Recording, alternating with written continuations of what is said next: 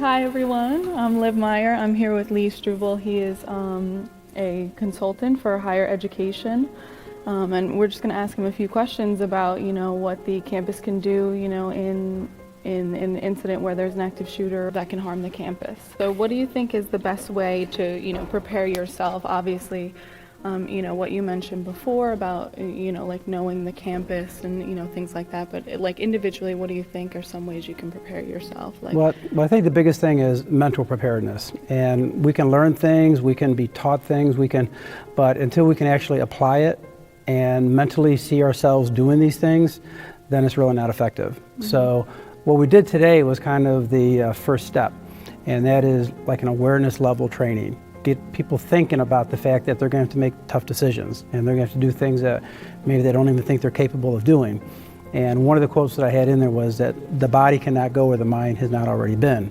So we don't like to think about these things, but we have to ahead of time. So getting students to feel that, it will never happen here, but all those places where these events happen, they all said that too. So the physical preparedness is good, but I think the mental preparedness is the most important. Mm-hmm. Do you recommend, maybe taking some self-defense classes or like gun safety classes?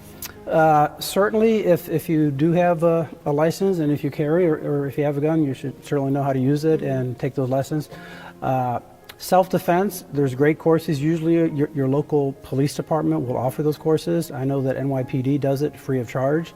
So for the students that are at either Manhattan or Bronx, you can bring in an NYPD officer. They'll do the training for free.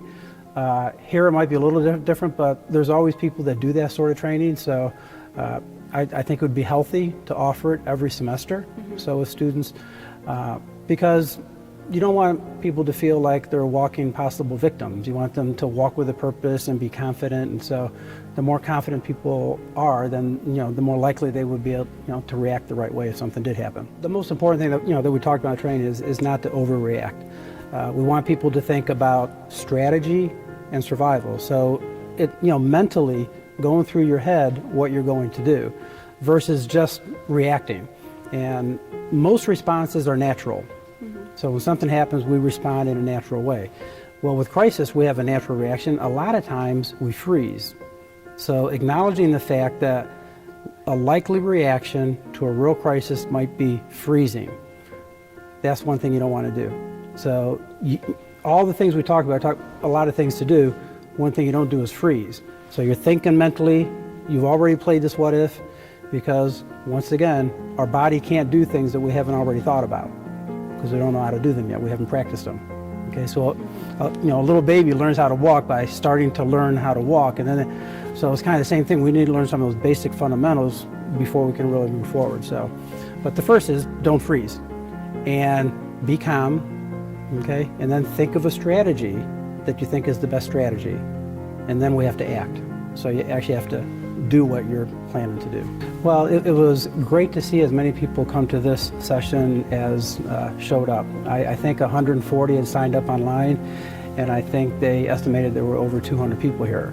So that's a great step, that the people are engaging, they're talking about the topics, they're listening to other people. A lot of this stuff is very controversial, and just looking at the Parkland incident, well, the SRO had a gun, but he didn't go in. Why didn't he go in? And then you have the people, it's gun. So a lot of this is very controversial. The one piece that is not controversial is that we need to talk about it. And it does have to be a dialogue. So Mercy College is doing that. This is my third time back. The first time I did kind of an assessment, and then I came and trained the people that make all the decisions and the emergency operations. And now this is more of a general awareness. From here, we come in, we actually do live drills and training.